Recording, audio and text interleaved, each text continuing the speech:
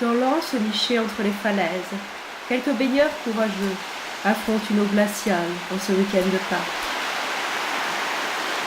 Ils ne se doutent pas de ce qui se cache sous leurs pieds. Des carcasses inertes de jeunes araignées de mer se laissent porter par le va-et-vient des vagues au milieu de cadavres de lançons se sont aventurés trop loin vers les sables émergés.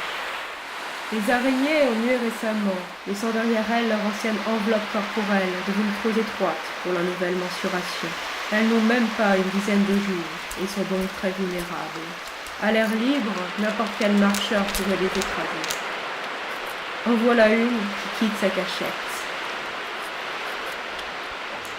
Le sable mouillé se colle à sa chair flasque, lui créant une seconde carapace. Elle doit dégager ses pattes, ses pinces et ses antennes pour pouvoir se déplacer correctement. De loin, elle ressemble à un moulage exécuté rapidement par un enfant malhabile. Elle capte l'appel de la marée montante qui arrive au grand galop.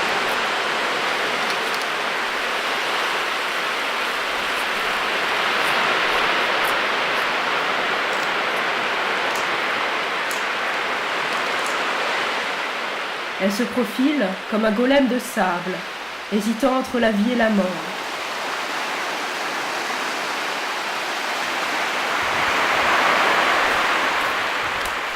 Enfin l'eau arrive jusqu'à elle, la nettoyant progressivement.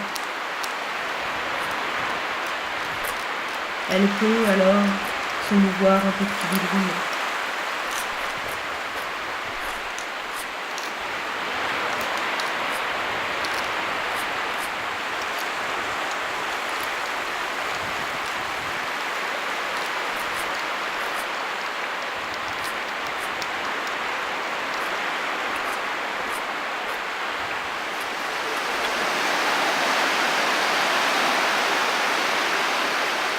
Certaines n'ont pas sa chance, et le sable trop pesant les font culbuter sur le dos, avec aucune possibilité de se relever par elles-mêmes.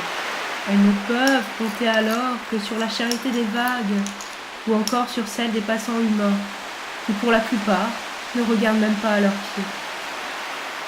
Parfois, cependant, une main compatissante retire une partie du sable qui les encombre, les redresse, et leur permet de continuer leur valeureux périple.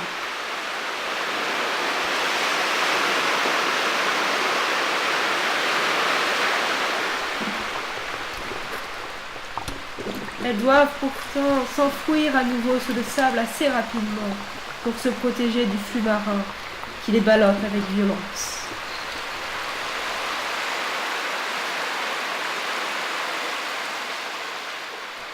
Elles s'accordent donc juste quelques instants de mouvement avant de retomber dans l'immobilité la plus totale.